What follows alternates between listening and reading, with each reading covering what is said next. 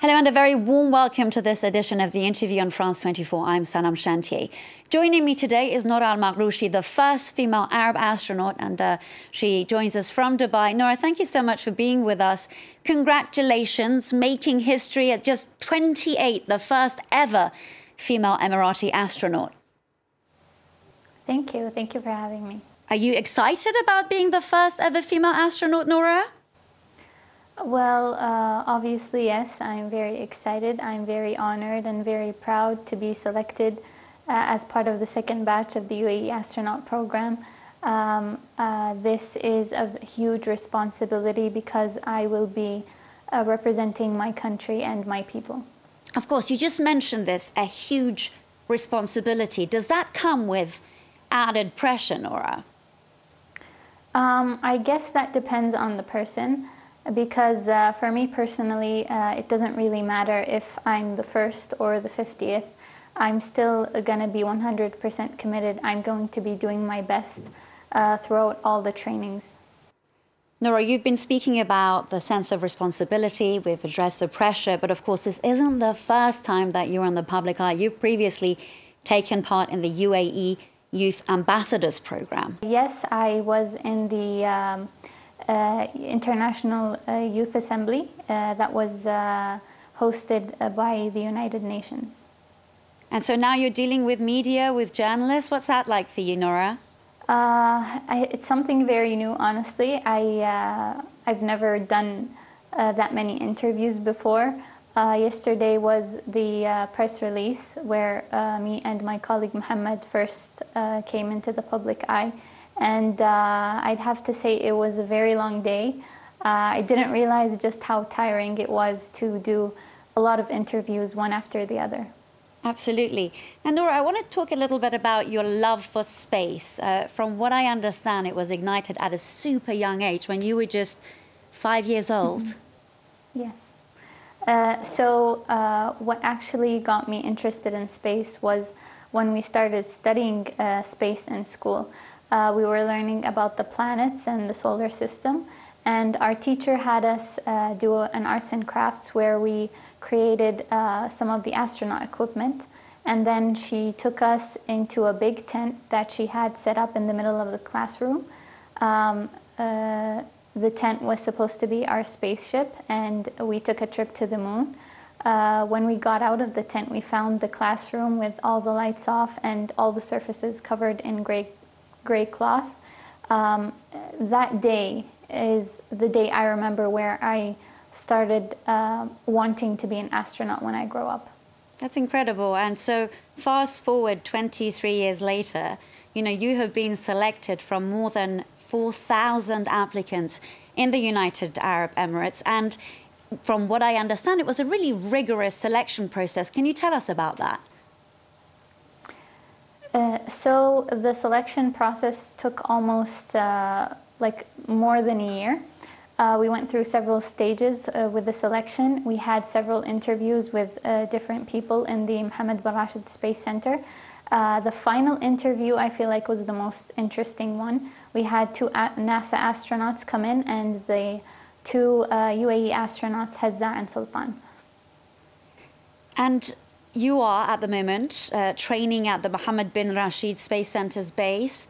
Can you give us an idea of what that's like?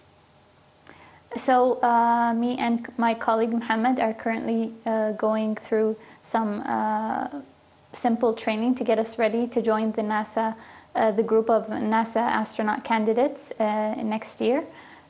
We've started learning Russian. We've also got our diving license. We'll be applying for our pilot license as well as doing some survival training. It sounds like it's very high-octane activities going on.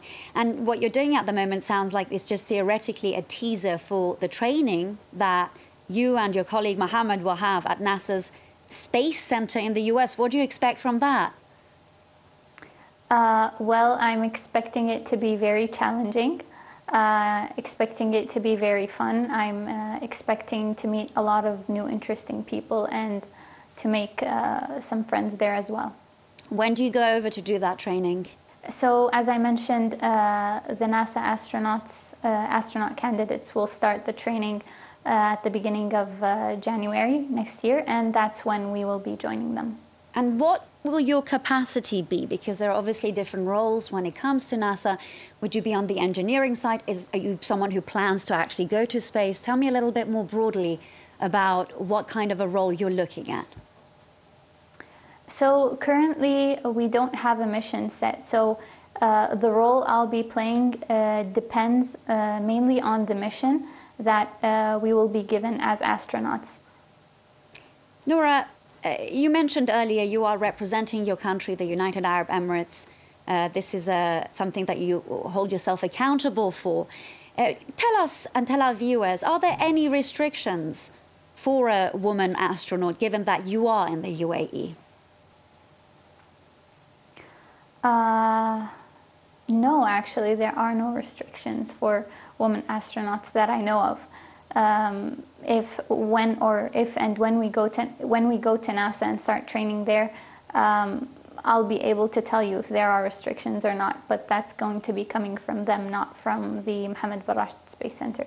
That's really interesting. And do you feel that because you have made history, you're 28, you're the first ever female Emirati astronaut, I believe the first Arab one, you are someone who wears the hijab, do you feel like you're flying the flag for muhajjaba women who have been, in a way, criticized and judged previously by some media outlets and certainly increasingly some countries? I do believe that the hijab has never been a restriction for anything. Frankly, the stereotypes that go with the hijab are very ridiculous. There are athletes who wear the hijab, there are CEOs, there are ambassadors, there are presidents of countries who wear the hijab, and that hasn't held them back. They are all fully qualified in what they are doing, and I want to prove that same point that they are proving as well. And you're doing a wonderful job of it. The reason I mentioned that is because here in France, it seems like it doesn't matter what the state of the country is, even during the pandemic.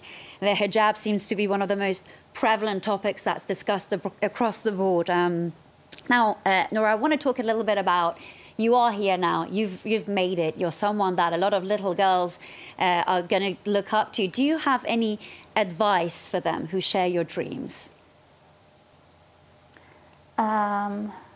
I'd say if I can do it, then you can do it too. And if no one has done it before you, then you can go ahead and be the first.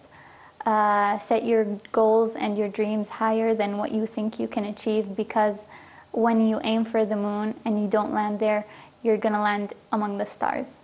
That's a beautiful expression, Nora. And is this something that your family and friends supported you on? Or was it rather peculiar at the beginning with people looking at you and saying, gosh, that sounds really unlikely? Like I mentioned, I've wanted to be an astronaut since I was 5, so my family was aware that I was one day going to try and become an astronaut. My friends, I have very supportive friends. They've been with me the whole way, every single step of the selection process. They'd ask me, how did you do? When are they going to call you and tell you if they selected you or not? So thankfully, I have a very good support system. My family has supported me my whole life, and I was lucky enough to make a group of friends that are also very supportive. Nora AlMatrooshi, it's been such a pleasure speaking to you. Good luck with the remainder of your training at the Mohammed bin Rashid Space Center space. And then, of course, after that, when you go to NASA, I really appreciate you taking the time to speak to us. The best of luck to you. Thank you, and thank you for having me. And that's it for this edition of The Interview with me, Sanam Shantier. Stay tuned.